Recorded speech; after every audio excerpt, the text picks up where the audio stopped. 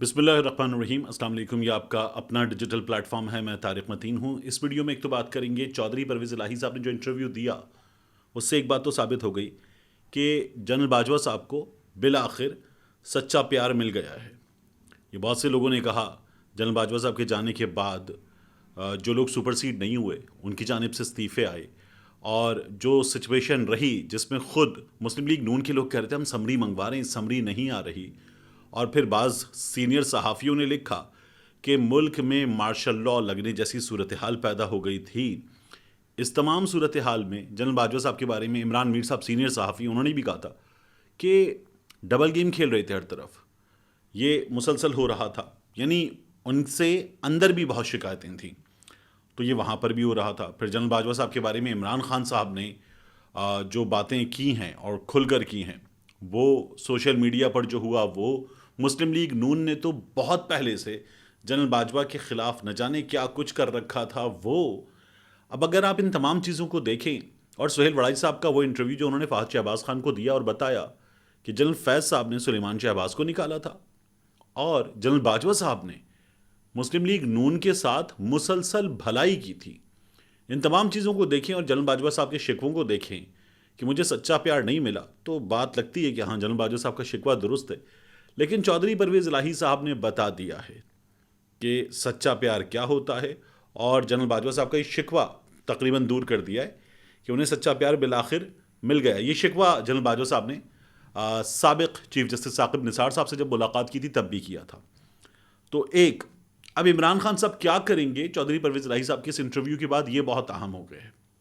دوسرا، ایسا لگ رہا تھا کہ چودھری پرویز الہی کے انٹرویو کا یا ان کی لب کشائی کا انتظار ہے، کیونکہ دیکھیے انٹرویو، لب کشائی یا ملاقات، یہ ہے نتیجہ، یہ ہے دکھاوا، لیکن معاملات طے ہونے کا مرحلہ جو ہے وہ پہلے ہو جاتا ہے ہمیشہ۔ میں اس کیس میں بات نہیں کر رہا، لیکن ہمیشہ، یعنی جیسے ہی چودھری پرویز الہی کا انٹرویو آیا، انہوں نے لب کشائی کی، تو اس کے بعد آپ نے دیکھا کہ چودھری شجاعت صاحب کے گھٹنوں کو جا کے شہباز شریف نے بھی ہاتھ لگا لیا، زرداری صاحب نے بھی ہاتھ لگا لیا، ملاقاتیں بھی کر لیں، شہباز شریف صاحب نے لندن میں رابطہ کر لیا، نواز شریف صاحب نے اپنی جماعت کے لوگوں کو کہہ دیا ادھر ملو، ادھر رابطہ کرو، ادھر جاؤ، ادھر جاؤ، یہ تمام چیزیں ہو گئیں۔ اور چودھری پرویز الہی نے اپنے انٹرویو میں ایک بات بتائی ہے، انہوں نے بتایا کہ اسمبلیاں چلنی چاہیے، اور یہ مرضی وہاں سے بھی ہے جنہیں ہم غیر سیاسی کردار کہتے ہیں اپنی سیاست میں، وہاں کی بھی مرضی یہی ہے کہ اسمبلیاں چلنی چاہیے اور یہ اسمبلیوں کی مدت پوری ہو۔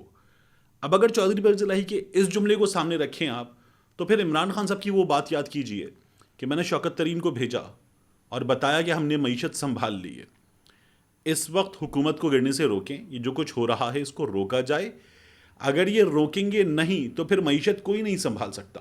یہ بات عمران خان صاحب نے کی تھی، لیکن عمران خان صاحب یہ کہتے ہیں کہ انہیں یہ بتایا گیا تھا کہ ہم نیوٹرل ہیں اور سیاست ہے، اب اس کو آپ سنبھالیے، جو کچھ ہو رہا ہے مبینہ طور پر آرگینک ہے، لیکن پھر اب آپ دیکھیے مصطفیٰ نواز کھوکھر نے بھانڈا پھوڑ دیا کہ کتنا آرگینک تھا، کتنا غیر سیاسی تھا، کتنا اصلی تھا، کتنا بغیر انجیکشن کے تھا، کتنا ٹیکوں کے بغیر تھا، تو وہ سب نظر آ چکا ہے۔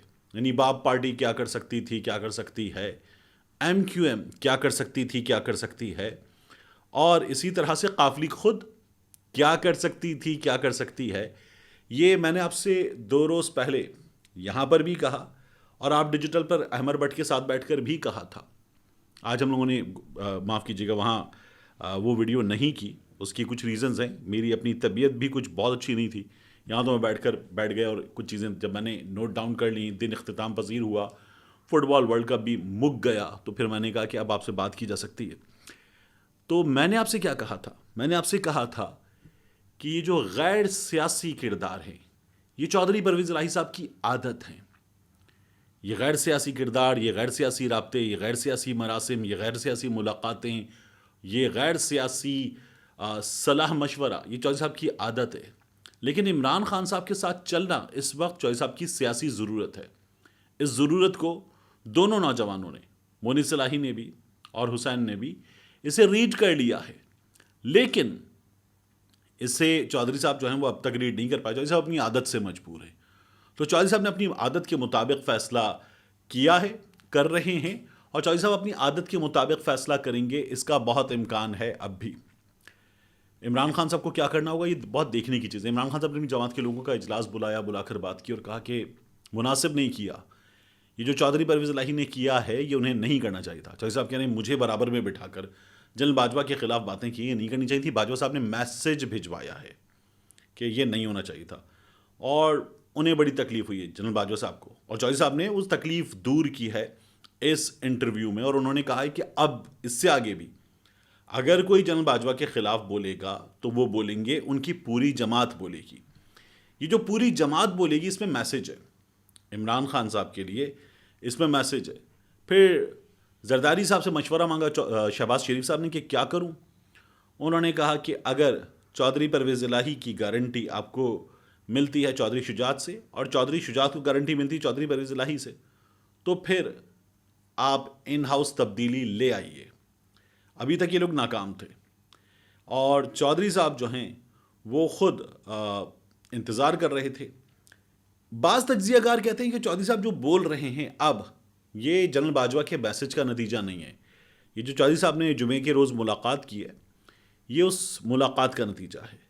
اور جمعے کے روز صرف چودھری صاحب نے ملاقات نہیں کی ہے, جمعے کے روز جو ملاقات ہوئی ہے وہ ملاقات ہوئی ہے شہباز شریف صاحب کی بھی.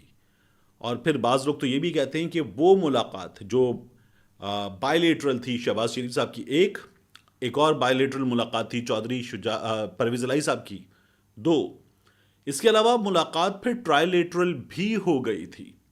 تو یہ بہت اہم ہے, کچھ چیزیں ہوئی ہیں ان میں, اور اس کے نتیجے میں یہ سب کچھ ہوا ہے. یہاں مجھے آپ سے ایک بات اور کرنی ہے. یہ میری مسز نے بھی کہی اور ہمارے گھر کی بعض خواتین نے کہی.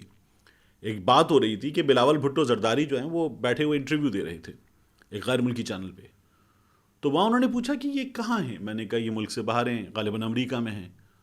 تو انہوں نے کہا یہ مسلسل باہر ہی ہوتے ہیں. میں نے کہا ہاں یہ 35واں 36واں دورہ ان کا بیرون ملک کا. تو کہ نہیں کتنے عرصے میں, یہ حکومت تو ابھی آئی ہے. میں نے کہا تقریباً 8 مہینے میں. تو میری بیگم نے مجھ سے کہا کہ 8 مہینے میں 36 بار. میں نے کہا کہنے لگی اتنی بار تو ہم اپنی امی کے گھر نہیں جاتے 8 مہینے میں, جتنی بار یہ بیرون ملک دوروں پر چلے گئے. اور پھر اس بات کی تمام خواتین نے تائید کی کہ عورتیں اپنے میکے اتنی بار نہیں جاتی 8 مہینے میں جتنی بار یہ چلے گئے ہیں بلاول بھٹو زرداری بیرون ملک دوروں پر. میں نے کہا جی بالکل ایسا ہی, وزیر خارجہ ہے ان کا کام ہے. تو انہوں نے کہا کہ مطلب وزیر خارجہ ہیں تو دنیا کو بھی پاکستان بلائیں, پاکستان میں سرمایہ کاری کی کوششیں باہر جا کر بھی کر رہے ہیں, یہاں پر بھی لوگ آئیں, تو اس ایفرٹ کو ایسے بھی کریں. لیکن ایسے ہو نہیں رہا. عمران خان صاحب کے کیا کریں گے اس صورتحال میں, میں آپ سے اس پر بات کرنے جا رہا تھا. عمران خان صاحب غیر روایتی سیاست دان ہیں. عمران خان صاحب کو غیر روایتی سیاست ہی کرنی چاہیے. ایک پروبیبلٹی اب بھی ہے, مونی سرائی آئے, انہوں نے آ کے عمران خان سے ملاقات کی اور کہا کہ آپ کہیں اسمبلیاں توڑ دیں گے. میرا یہ خیال ہے کہ یہ اتنا آسان نہیں ہے. عمران خان صاحب کو غیر روایتی سیاست ہی کرنی چاہیے, ورنہ عمران خان صاحب کو نقصان ہوگا. چودھری صاحب نہیں مانتے تو چودھری صاحب کے اور عمران خان صاحب کے نکلنے پر اسمبلی ٹوٹنے کا مطلب پوری اسمبلی کے الیکشن نہیں ہوتے, تو یہاں 180 عمران خان صاحب کی سیٹیں نکل آئیں باہر. عمران خان صاحب باہر نکل آئیں اور خیبر پختونخوا سے بھی باہر نکل آئیں, اور پھر اس کے بعد یہ جو انہوں نے وقت مانگا ہے قومی اسمبلی والا, اس پر بھی عمل کر دیں اور لوگوں میں جائیں, اپنی غیر روایتی سیاست ہی کریں. مشکلات ہوں گی, مشکلات زیادہ ہوں گی, لیکن یہ عمران خان صاحب کی پاپولیرٹی کو جو بڑھی ہوئی ہے اور بڑھائے گا. اور یہ جو حکومت ہے اس پہ پریشر ہے, اگر یہ نہیں کریں گے تو یہ پریشر ریلیز ہوگا, یہ کریں گے تو یہ پریشر بڑھے گا. تو عمران خان صاحب کو یہ پریشر بڑھانا چاہیے. اور اس ملک میں جن لوگوں نے کہا ہے کہ وہ حکومتیں گرانے میں, حکومتیں بنانے میں کردار ادا نہیں کریں گے, لیکن اس ملک کے لیے بٹھانے میں کردار ادا کریں گے لوگوں کو, تو انہیں اپنا یہ کردار تو کم از کم جس کا انہوں نے وعدہ کیا ہے کہ جتنا کیا ہے نہیں ادا کریں گے, وہ وعدہ بھی پورا کریں, اور جتنا صرف بٹھانے کی حد تک وعدہ کیا ہے وہ وعدہ بھی پورا کریں. یہ بہت ضروری ہے اس ملک کے لیے. دوسرا, بنوں میں کیا ہوا اس کی بات کریں. بنوں میں جو CTD ہے, کاؤنٹر ٹیررزم ڈپارٹمنٹ, اس کا ایک مرکز ہے. یہ انٹروگیشن سینٹر ہے, ڈیٹینشن سینٹر ہے. یہاں پر شرپسند عناصر نے حملہ کر کے گیٹ توڑ کے جانی نقصان کرنے کے بعد یہ اندر داخل ہوئے, اور انہوں نے یرغمال بنا لیا ہے، کچھ لوگوں کو یرغمال بنا لیا۔ وہاں پر ایک صوبیدار میجر ہیں خورشید صاحب، ان کی بھی ویڈیو آئی اور وہ زخمی حالت میں تھے، اور پھر اس کے بعد انہوں نے سنگین نتائج کی دھمکیاں دی ہیں۔ تازہ صورتحال وہاں پر کیا ہے یہ ابھی پتہ چلنا باقی ہے، لیکن آج میں نے شام میں وہاں پر موجود صحافیوں سے، وہی موجود صحافیوں سے پوچھا، تو میں نے کہا کیا سچویشن ہے؟ تو یہ تھا کچھ 8 بجے کے آس پاس کا وقت۔ انہوں نے کہا کہ تقریباً 1 گھنٹے سے گولیاں چلنے کا سلسلہ رک گیا ہے۔